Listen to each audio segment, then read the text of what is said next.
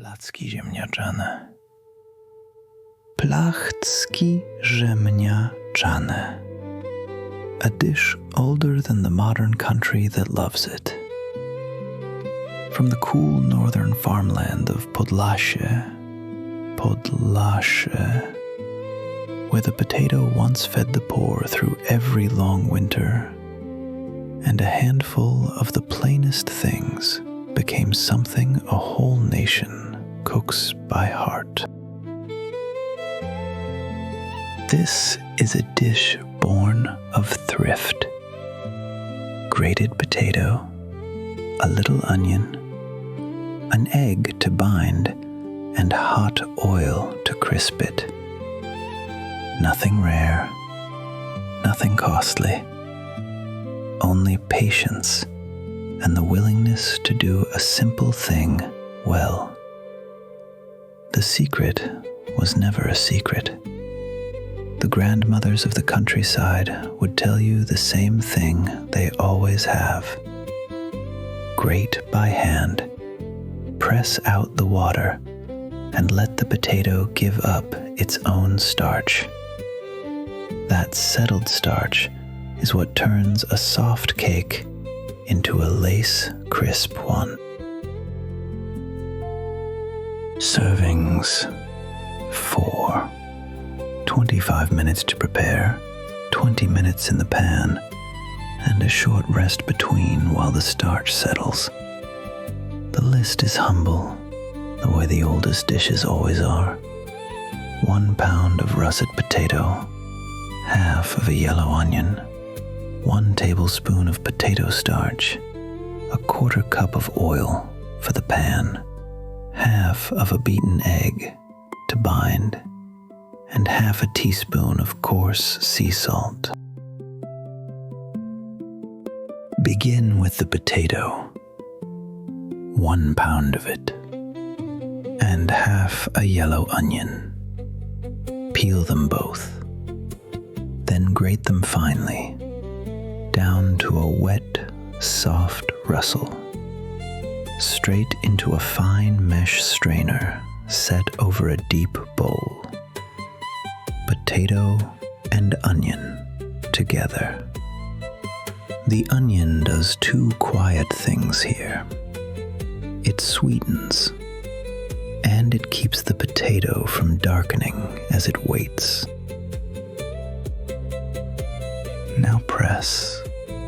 Take the back of a spoon and push the grated potato against the mesh until the liquid runs out below and pools in the bowl. Then let it rest. 10 minutes, no more. And while it rests, something small and lovely happens. The starch drops out of the water and settles to the bottom, pale and heavy.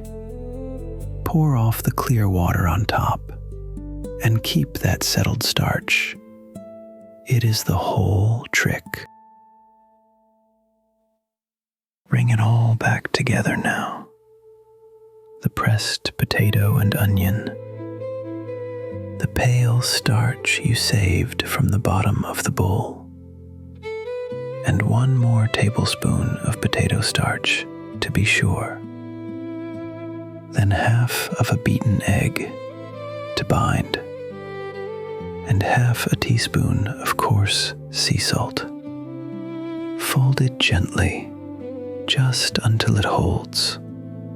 Do not overwork it. The batter should look rough and modest, flecked with onion, barely wet. That roughness is right. It is what will lace and crisp at the edges when it meets the oil. Set a heavy skillet over medium-high heat. Pour in the oil, 1/4 cup, and let it come up slowly to a shimmer. You will know it is ready by sound before you ever touch it. A single thread of batter dropped in should whisper, then sing. wait for that. Cold oil makes a soft, greasy cake. Hot oil makes a crisp one. This is the moment the whole dish turns on. So give it the time it asks for. Spoon the batter into the oil in soft dollops and press each one flat into a thin round with the back of the spoon. Thin is what you want. Thin is what crisps. Let them fry undisturbed, 3 to 4 minutes on the first side, until the edges lace and turn deep gold. Then turn each one once and give the other side the same.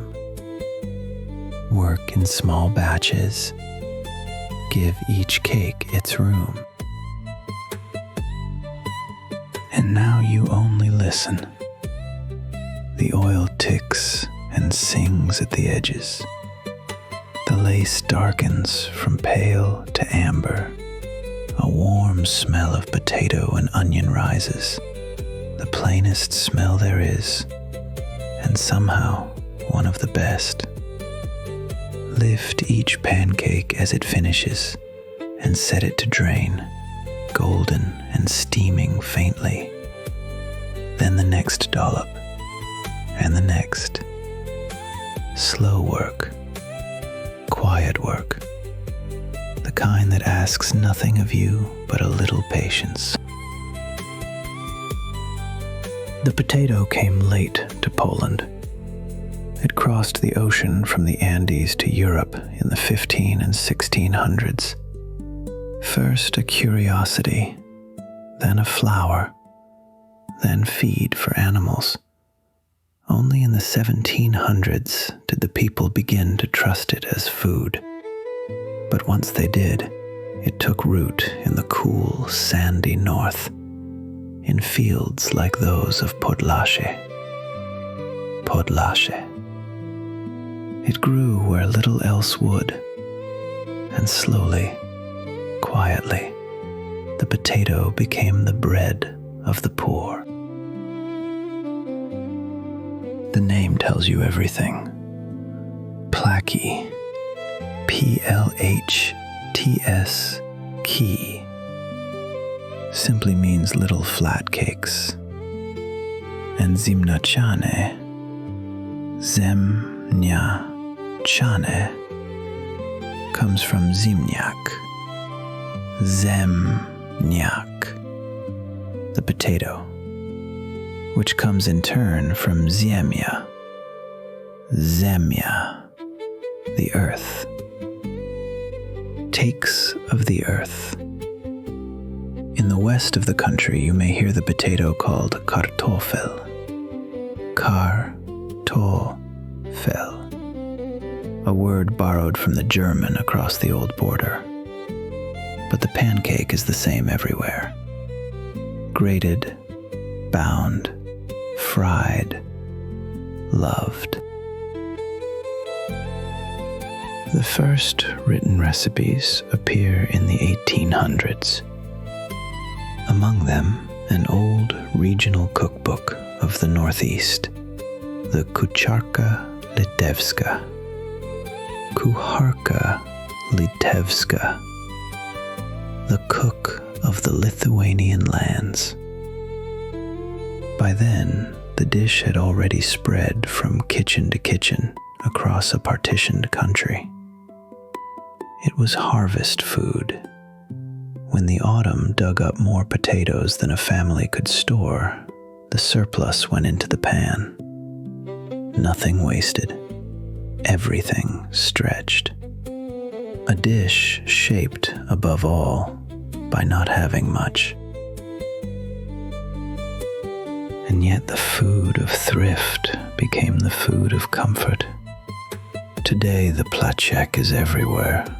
Fried at home on a gray afternoon, sold hot from market stalls in the mountain towns. sometimes dusted with sugar for a child, more often served under a cool spoon of soured cream, zhem-nyah-CHAH-neh, or beneath a rich, dark ladle of goulash in the way they call Placki po węgiersku, Placki po węgiersku. It asks for nothing rare. It never did. That is exactly why it stayed. Stack them now, golden and lace-edged, and steaming faintly in the low light. A cool spoon of soured cream, zhem-nyah-CHAH-neh, slipping slowly down the side. Break one open, hear the crust give, and find the soft, sweet potato within. Placki Ziemniaczane, Placki Ziemniaczane is the rarest kind of recipe, one that has survived centuries of poverty and plenty alike. It survives because it was never trying to be impressive. It was only ever trying to feed the people who loved it. And the table, at last, is set.